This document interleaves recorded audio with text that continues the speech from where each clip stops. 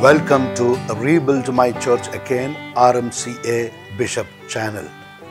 May God bless and reward you for opening this channel and for your goodwill to listen to this spiritual talk on Pray for Eucharistic Miracle against COVID-19. Today, you can be happy that God has chosen you for hearing this talk. Therefore, now relax and try to be calm from within for the next few minutes. God is going to bless you. Take a deep breath and experience the presence of God inside you. Surrender all your problems and worries, difficulties and anxieties at the foot of the cross. As you listen this talk prayerfully and carefully, God will shower His mercy upon you and your family. My dear friend, there is only one God. This God has only one Son. His name is Jesus.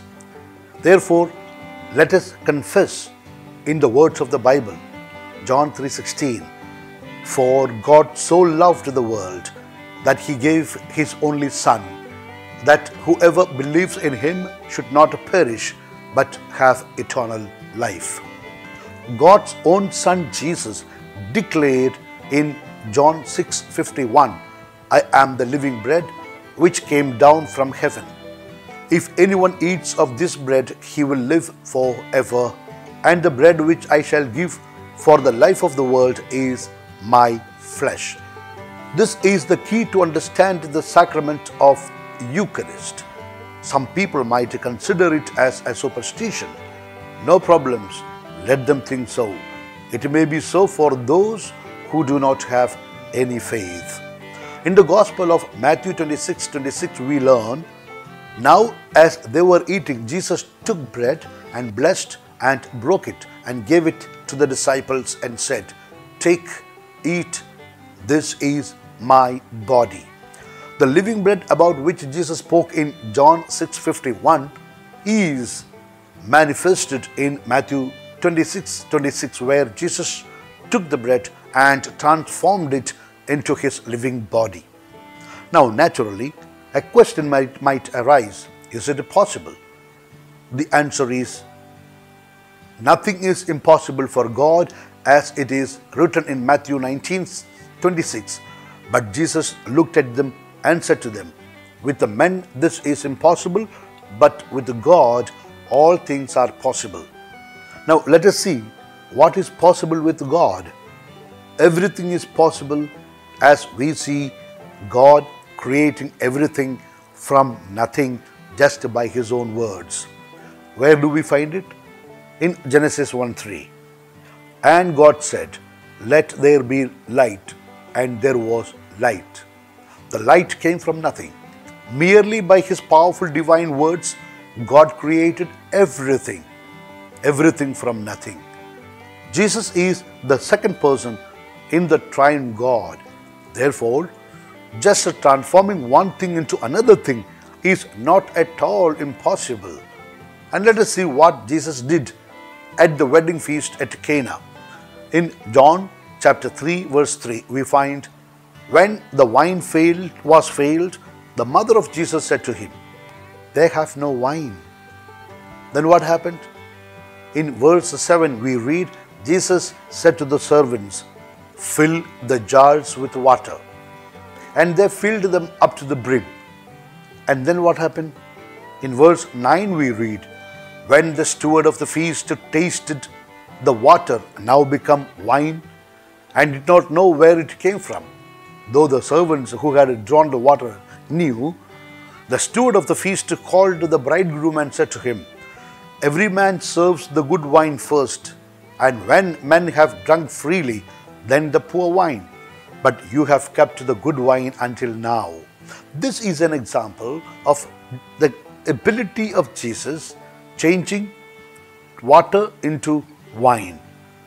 If He could do this, then changing bread into His own body, His own flesh, by His words, as God did, is also logically and metaphysically possible. No one has any reason to doubt it. This is the basis of our faith in the Eucharist, the living bread, which is living Jesus. It is because of this in Catechism of the Catholic Church, number 1211, we read, "The Eucharist occupies a unique place as the sacrament of sacraments. All the other sacraments are ordered to it as to their end." It is because Eucharist is real living Jesus. The Catholic faithful adore the Eucharist. In Catechism of the Catholic Church 1378, we are taught, in the liturgy of the Mass, we express our faith in the real presence of Christ under the species of bread and wine by, among others, genuflecting and bowing deeply as a sign of adoration of the Lord. The Catholic Church has always offered and still offers to the sacrament of Eucharist the cult of adoration, not only during Mass but also outside of it, reserving the consecrated hosts with utmost care, exposing them to the solemn veneration of the faithful and carrying them in procession. We, the Catholic faithful, have no doubt at all in the real presence of Christ in the Eucharist. In the city of Lanciano, Italy, then known as Anzanum, sometime in the 700s, a Basilian Hiero monk was assigned to celebrate Mass at the monastery of Saint Longinus.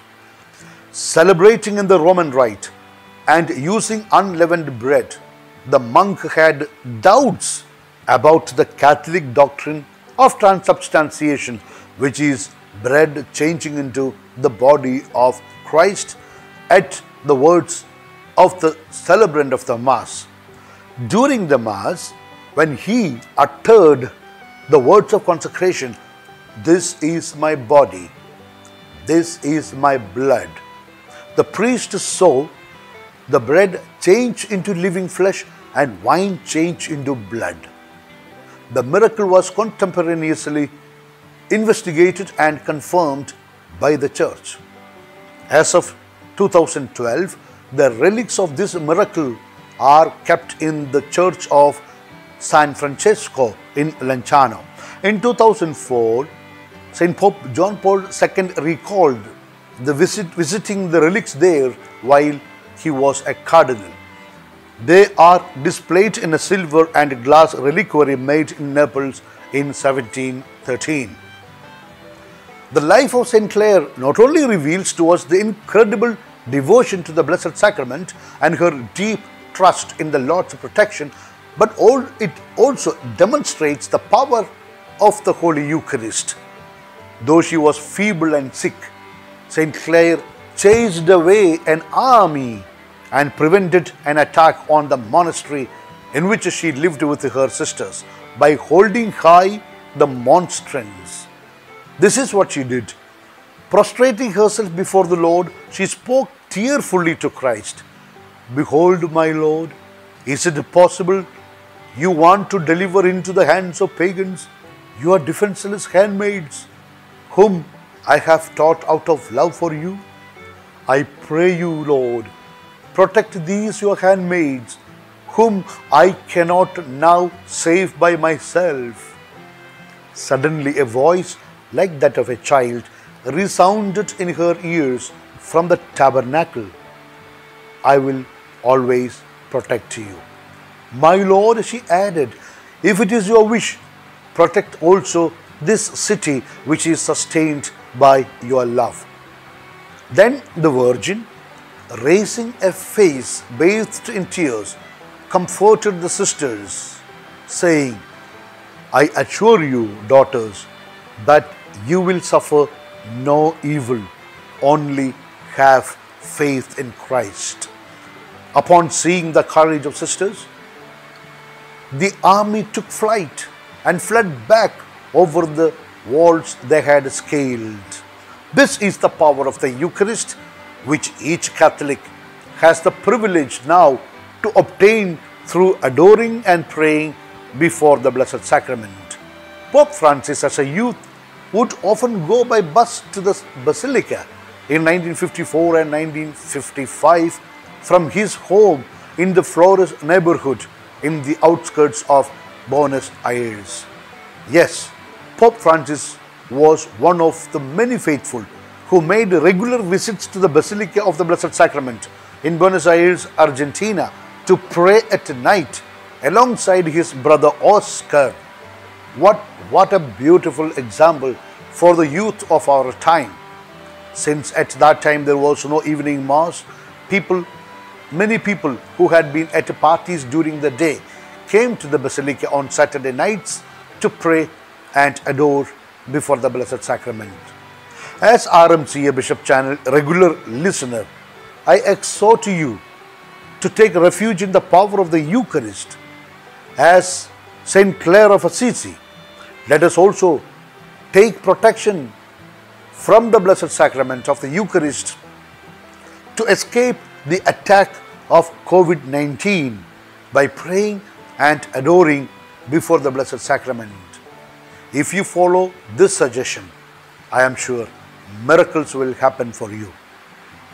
At this very moment, I offer you and your family, along with all those who listen regularly my talks, to the divine mercy of Jesus in the Eucharist. I pray for your protection.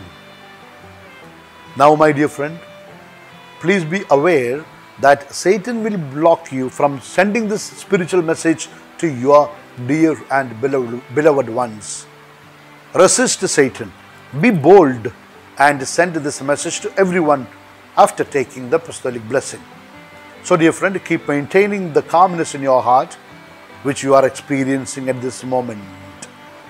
Please place your right hand on your chest and make a prayer in your heart for a most urgent problem you are facing. My blessing is for that prayer which you are placing before the Lord now. I pray that God gives you love and peace, success and prosperity in everything and everywhere. Okay, so here we go.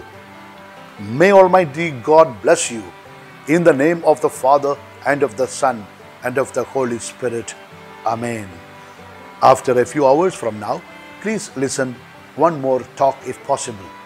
It will bring you more God's blessings. If you have not yet subscribed to this channel, even now, please do so. Wish you all the good things in life. Yours in the mission of the Church, Bishop Franco Mulekin.